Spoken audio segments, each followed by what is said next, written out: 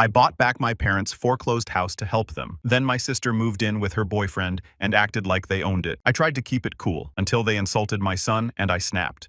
I'm a 34-year-old single parent to my amazing kid, Ethan. A 10-year-old boy who's literally the only person in this world I truly care about. I work as a project manager in Austin. I make good money now, about $280,000 a year. But the road to get here was absolute hell. So I guess I should start from the beginning. My family has always been completely messed up, to put it mildly. My parents always had a favorite child, and it sure as heck wasn't me. My younger sister Amber could do no wrong in their eyes. She was the gifted one, the special one, the one who deserved everything while I got nothing. I still remember that day so clearly. I was 19, had just gotten my acceptance letter to UC Berkeley. I was so freaking excited, the first person in our family going to a prestigious school. I ran into the living room waving that letter around, and my parents called me to sit down with these weird, serious expressions. "Megan, we need to talk about college," my dad said, not even looking me in the eye. I sat there still excited, thinking maybe they were going to surprise me with something for graduation or whatever. "Yeah, I was that naive. We've used your college fund for Amber," my mom said, like she was telling me we were having pizza for dinner. "She's been accepted into this exclusive arts program in New York. It's a once-in-a-lifetime opportunity." I just sat there completely stunned. "You what?" "My entire college fund. All of it." They nodded, like this was the most reasonable thing in the world. "You can take out student loans," my dad said, "but this opportunity for Amber won't come around again." I was done with their favoritism and the way they were using me to achieve Amber's dreams. I figured I'd do better alone. So that night, I packed everything I owned into my crappy Honda Civic and left. Nobody even came out to say goodbye. I drove straight to Austin, sleeping in my car the first few nights until I found a tiny apartment and the first of many crappy jobs. For years, all I heard from my parents were updates about Amber. Amber's artwork was featured in a student showcase. Amber met this famous artist. Amber, Amber, Amber.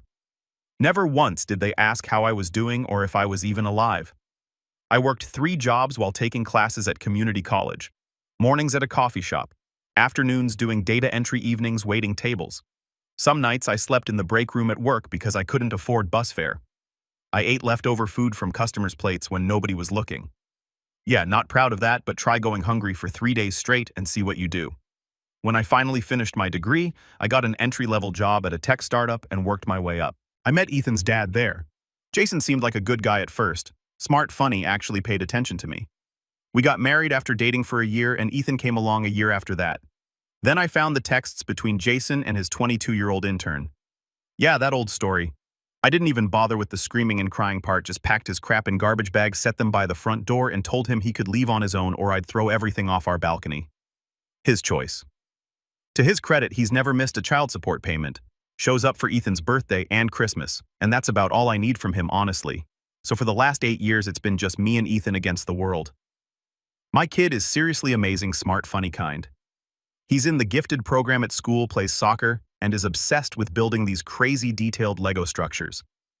Every night I read to him before bed, even though he can read perfectly fine on his own now. It's our special thing. I worked my butt off, got promotion after promotion, and finally bought a nice 4-bedroom house in a good school district last year. Life was actually pretty good. I didn't need my family. I'd built my own life on my own terms. Then last month, the phone call came that changed everything. It was just a regular Tuesday. I was finishing up a Zoom call with clients when my phone buzzed with an unknown number. I almost didn't answer, but something told me I should. "Hello, Megan. It's your mother." My stomach dropped. 15 years. It had been 15 freaking years since I'd heard her voice. Not since that day I drove away from home with nothing but a suitcase and whatever cash I had saved. "Mom," I said, not even trying to sound happy about it, just acknowledging the fact. "You need to come home. Your father's in the hospital." Her voice was shaking. "The family is in serious trouble." For a second, I almost laughed. Family? What family? The one that stole my college fund to pay for my sister's pipe dreams. That family? What happened? I asked, trying to keep my voice neutral even though my heart was racing. "Your father had a heart attack. He's stable now." But she paused. "There's more. We're about to lose the house. The bank is foreclosing in 2 weeks." And there it was. The real reason for the call after 15 years of silence: they needed money. Of course they did. Why else would they ever contact me? "I'm sorry to hear about Dad," I said. And weirdly, I actually meant it. But I don't see what this has to do with me. Please, Megan, just come home. We need to talk in person. I should have said no. I should have hung up. But something in her voice, real fear, maybe actual desperation, got to me. Plus, there was this tiny part of me that wanted to see them squirm to show up successful as heck after they threw me away. I'll think about it, I said, and ended the call. That night, after putting Ethan to bed, I sat on my back porch staring at the stars. Should I go? Should I ignore them? I texted my best friend Tara, asking what she thought. They only called because they want something. She texted back immediately. You don't owe them anything. She was right. But I kept thinking, what if my dad died? Would I regret not seeing him one last time? And more importantly, could I pass up the chance to show them exactly what they lost when they chose Amber over me? The next morning, I made arrangements to work remotely for a few days, told Ethan we were taking a short trip and packed our bags. I wasn't going back for them. I was going back for me. The drive to San Antonio took about an hour and a half. Every mile closer made my stomach twist into tighter knots.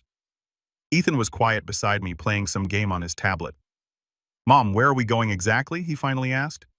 We're going to meet your grandparents, I said. The words felt strange in my mouth. I have grandparents. His eyes went wide. You never talked about them before. That's when it really hit me. My parents didn't even know Ethan existed. They had a grandson for 10 years and never once asked about him. What kind of people do that? When we pulled up to the house, I sat in the car for a solid minute, just staring. It looked smaller than I remembered, run down. The paint was peeling, the lawn was overgrown, and one of the shutters was hanging crooked, a far cry from the nice home it was when I left. My mother opened the door before we even reached it. She looked so much older, gray hair, deep wrinkles around her eyes. For a moment, I felt a tiny bit sorry for her. Then her gaze shifted to Ethan, and her hand flew to her mouth. Oh my God, she whispered. My father appeared behind her, leaning heavily on a cane. He looked frail, his once broad shoulders now hunched, his eyes too fixed on Ethan. This is my son Ethan, I said, putting a protective hand on his shoulder. Ethan, these are your grandparents. And just like that, they transformed. Suddenly, they were all smiles and sweet talk. My goodness, you've grown so big. Do you like baseball I used to coach? You look just like your mother when she was your age. It was like watching actors step into roles.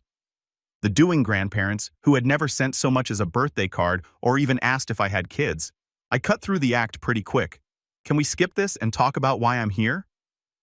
My mother's fake smile disappeared. She ushered us inside, and that's when I got the full story. Amber took out a large loan to start her design studio. My father explained, his voice weak. The business failed. We mortgaged the house to help her, and now the bank is taking it. They needed $200,000 to save the house. My father looked me straight in the eye and said, That's not much for you now, is it, Megan? The audacity, like I owed them anything, like I hadn't struggled for years because of their choices. Before I could respond, the front door swung open, and there she was, Amber, looking like she just walked off a fashion magazine cover. Designer clothes, perfect hair, immaculate makeup, but her eyes were cold when they landed on me. Well, look who decided to show up, she sneered. Come to play savior. I felt my blood pressure rising but kept my voice steady. I'm just here to understand the situation. The situation, Amber mocked, is that Mom and Dad are losing everything because the bank is run by heartless jerks, and you're our last hope, Miss Big Shot Tech Executive. The way she said it made it clear she thought I didn't deserve my success, like I'd just gotten lucky instead of working my butt off for years. I took a deep breath, looked around at all three of them, and said evenly, I'll need time to think about this. I'll let you know my decision in 3 days. I got us a hotel room downtown. No way was I staying in that house with them. That night, I called my friend Jessica, who's a real estate attorney, and she gave me an idea that would change everything. So let me get this straight, she said after I explained everything. They stole your college fund, ignored you for 15 years, and now they want you to bail them out. Pretty much, I said. And you're actually considering it. The disbelief in her voice was clear. I sighed. Not for them, but if I don't help and they end up homeless, will I regret it later? Plus, Dad did just have a heart attack. Jessica was quiet for a moment. I have an idea. Why not buy the house outright and put it in your name? Let them live there, but only if they agree to pay back the full amount in 5 years. If they don't, the house remains yours. It was perfect. They'd have a place to live, but on my terms, and Amber wouldn't get another chance to drain them dry. Draw up the papers, I told her. I'll be back in 3 days with my answer. Those 3 days were weird. I took Ethan to the Riverwalk, showed him the Alamo, did all the tourist stuff, but my mind was constantly racing thinking about the situation.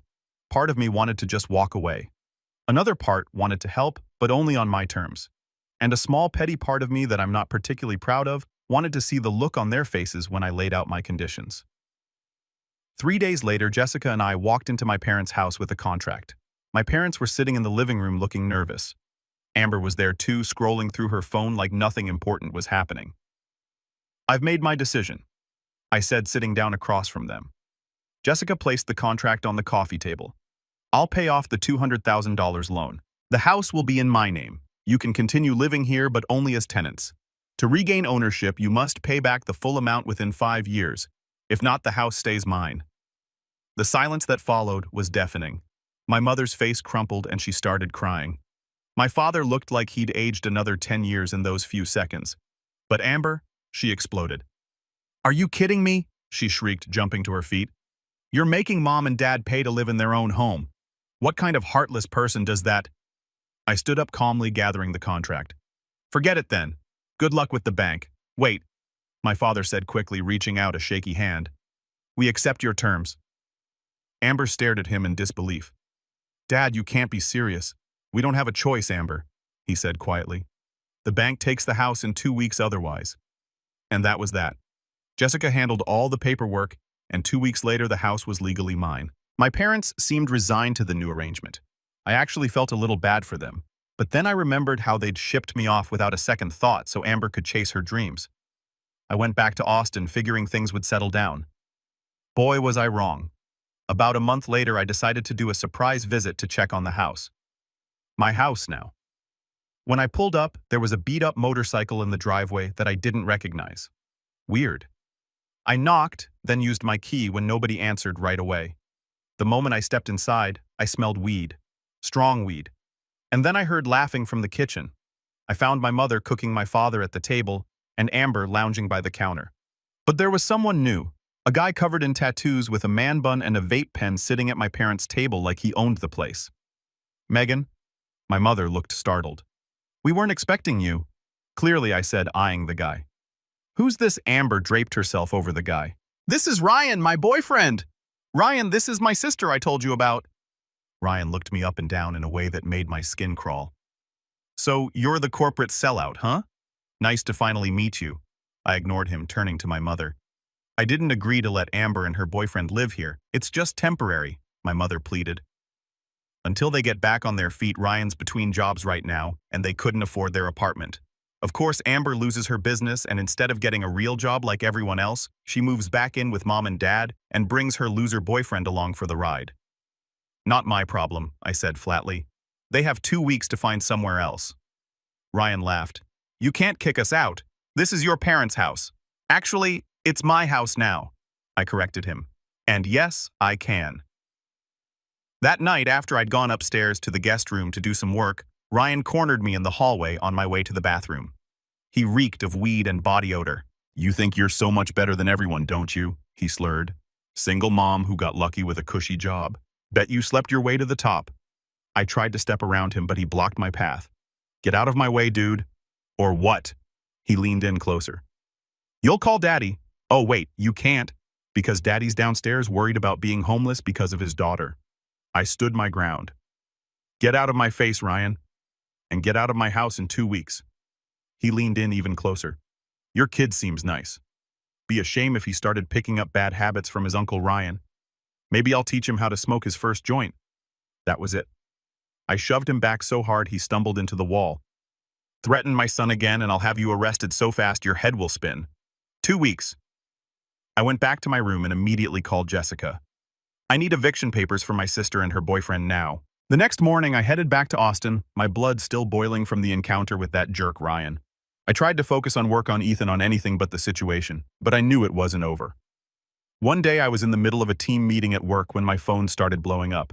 Texts, calls, even emails from people I hadn't talked to in years. "Are you okay? Have you seen what Amber posted? Everyone's talking about it." I excused myself from the meeting and checked Facebook, and there it was. Amber had posted an old photo of me and Ethan along with this insane rant. "Meet my sister Megan, the heartless corporate sellout who's making our elderly parents homeless." She swooped in after 15 years of silence to steal their house and is threatening to kick them out unless they pay her back. All while she sits in her fancy house making six figures. Oh, and she's a terrible mother too. Her poor son is being raised by nannies while she climbs the corporate ladder. Toxic family gold digger. The comments were a complete dumpster fire. People I went to high school with, distant relatives, even some of my parents' neighbors, all piling on about what a monster I was. Some of them were even tagging my workplace trying to get me fired. But what made my blood boil wasn't the lies about me. It was that she dragged Ethan into it, used his picture without permission, made him part of this garbage. Then my phone rang. It was Ethan's school. My heart dropped. "Miss Patterson, this is Mrs. Rodriguez from the front office. Ethan is quite upset. Apparently some of his classmates have been showing him some social media posts about your family." I felt sick. My hands were shaking as I told my boss I had a family emergency and raced to Ethan's school. When I got there, he was sitting in the counselor's office, his eyes red from crying. "Mom," he said in this small voice that broke my heart, "why is Aunt Amber saying those things about us online? My friend Jake showed me on his phone." I knelt down and hugged him tight. "Sometimes adults don't handle their problems very well, buddy. What Aunt Amber did was wrong. None of what she's saying is true. She said, 'You're a bad mom.'" He whispered against my shoulder. I pulled back to look him in the eyes. "Do you think I'm a bad mom?" He shook his head immediately. "You're the best mom. Then that's all that matters." I took Ethan home, called Jessica immediately, and told her what happened. "I want them out, all of them." "Now, whoa, slow down," she said. "What happened?" After I explained, she sighed. "I can draw up eviction papers for Amber and Ryan today, but your parents." "I'm not evicting my parents," I clarified. "Just the leeches living off them." That afternoon, Jessica drove down from Austin to meet me, and together we returned to the house. Ryan answered the door looking like he'd just woken up even though it was 2 in the afternoon. "What do you want now?" he sneered. Jessica stepped forward. "All business. Amber Patterson and Ryan Daniels. I'm serving you with eviction papers. You have 48 hours to vacate the premises, or we will proceed with formal eviction through the courts." Ryan laughed. "You can't be serious." Amber appeared behind him, arms crossed. "This is my parents' house. You can't kick me out?" "Actually, it's my house," I corrected her. "And yes, I can." I also handed her a cease and desist letter Jessica had drafted. "Take down that Facebook post and all other social media posts about me and my son immediately, or face legal action for defamation and unauthorized use of my child's image." Amber stepped toward me, her face twisted with anger. "You think you're so powerful. You and your little child are just leeches. A pathetic single mom dumped by her husband pretending to be strong, but still just a miserable failure."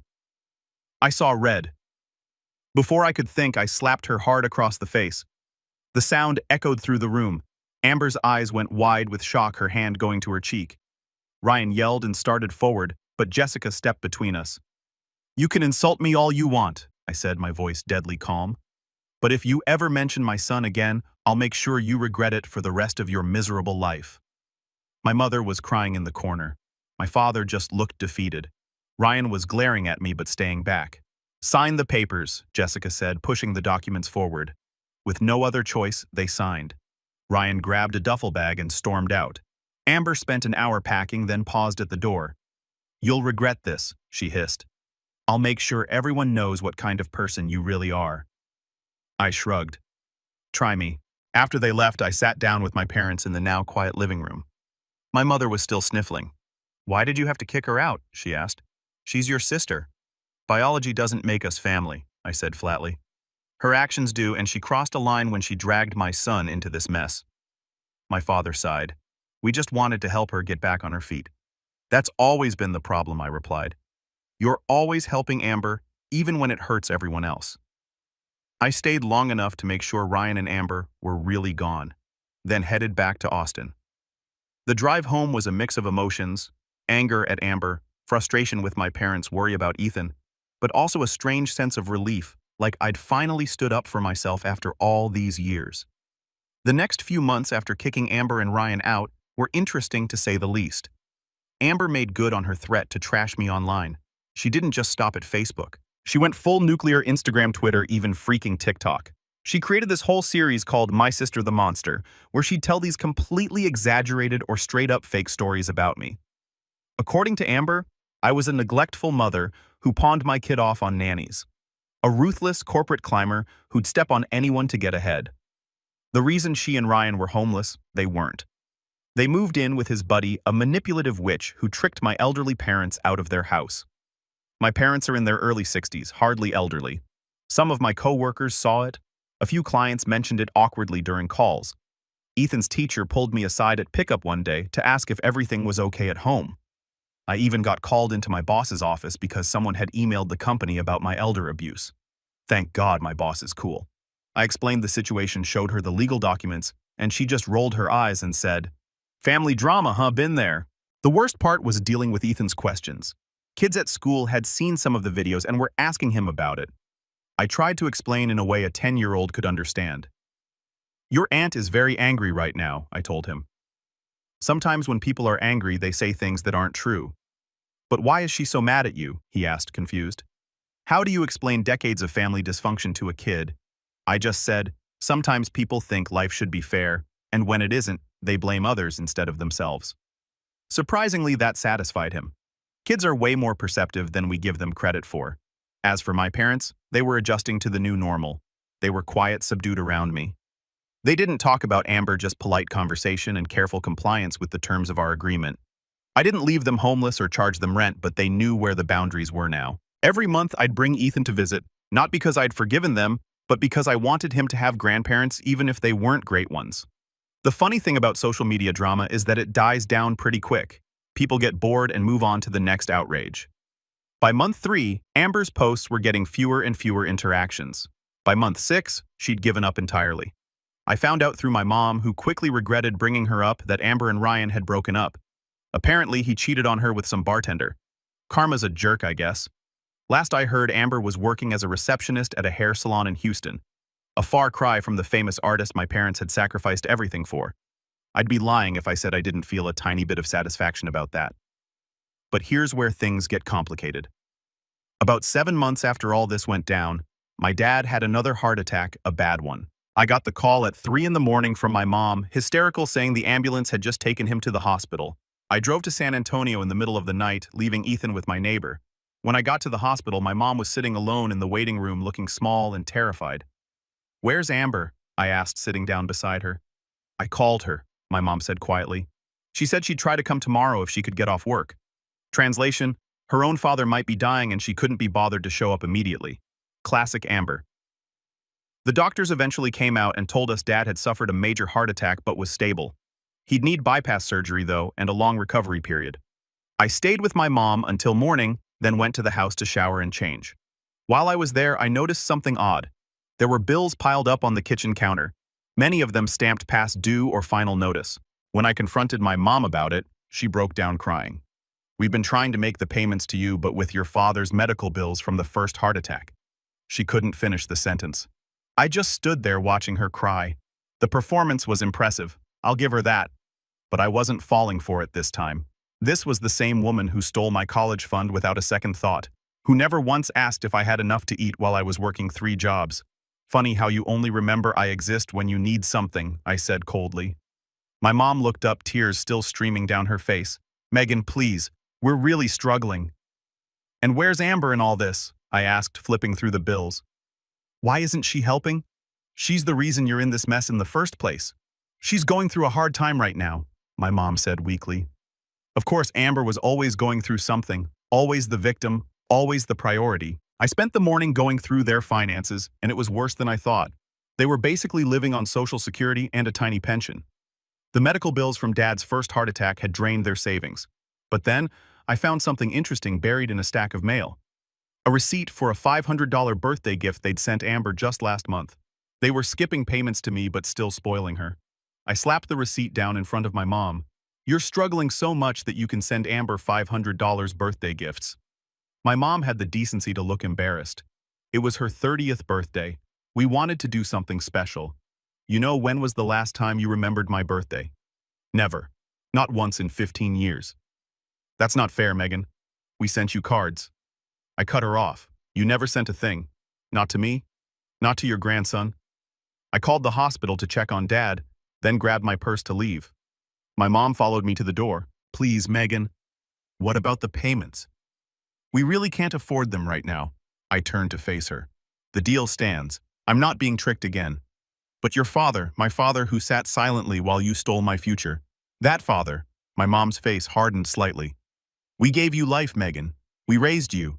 Don't you think you owe us something for that? And there it was. The manipulation, the guilt trip. Same old tactics. I don't owe you anything, I said firmly. You're not homeless. You have a roof over your heads because of me, but I'm not your ATM anymore. I did end up hiring a home health aide for my dad after his surgery. Not for them, but because it was the decent thing to do. I didn't take time off work, though. I'd wasted enough of my life on them. Amber showed up exactly once during Dad's recovery.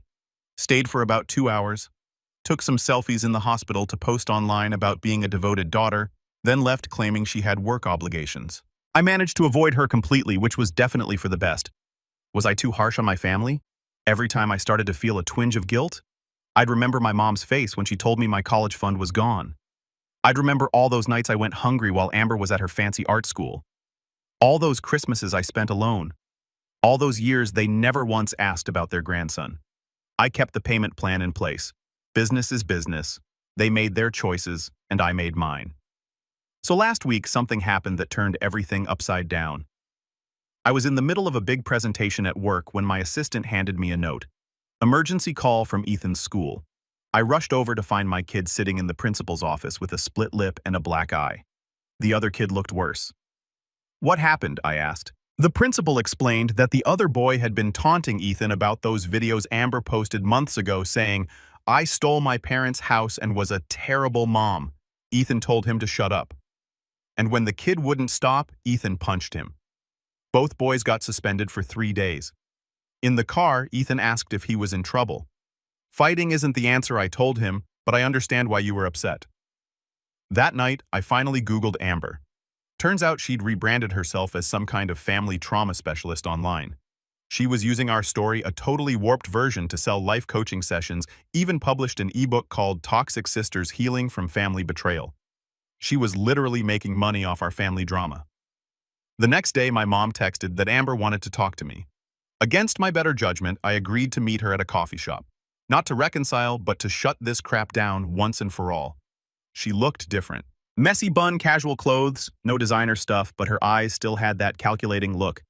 I've been doing a lot of thinking, she started, about how to monetize our family problems. I shot back, I said. She actually looked embarrassed. You saw that, huh? We argued for a bit, rehashing old wounds, then she dropped this bombshell. I'm broke, Megan. Completely broke. The coaching thing isn't working. Ryan maxed out my credit cards before he left. I don't know what to do. I laughed in her face. Welcome to real life, Amber. This is what it's like when nobody bails you out.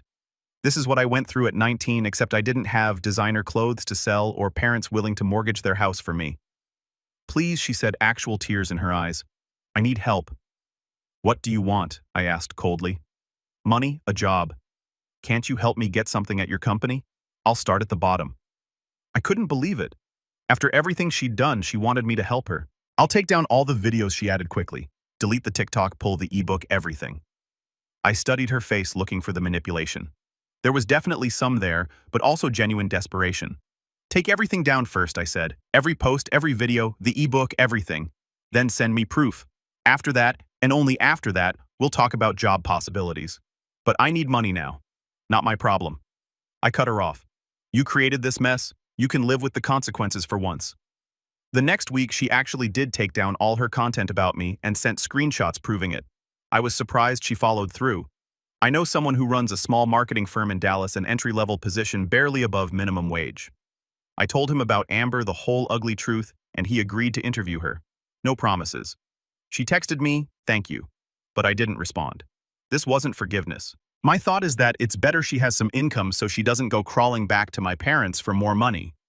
As for my parents, Dad's out of the hospital, but the bills keep piling up. They've started dropping hints about modifying our agreement again. Not happening. I'm not their ATM. Mom texted me asking if Ethan could stay with them for a weekend. I shut that down immediately. They barely know him, and I don't trust them not to fill his head with their twisted version of our family history. The house is still in my name, and it's staying that way. I've made it clear they need to keep making payments or find somewhere else to live. Business is business. Will Amber keep her end of the bargain? Probably not. She's never faced real consequences before. Will my parents ever understand how badly they screwed me over? Doubtful. They're still the same selfish people, just older and more desperate. But I don't care anymore. I've wasted enough energy on them. My focus is Ethan and my career. The only things that have never let me down.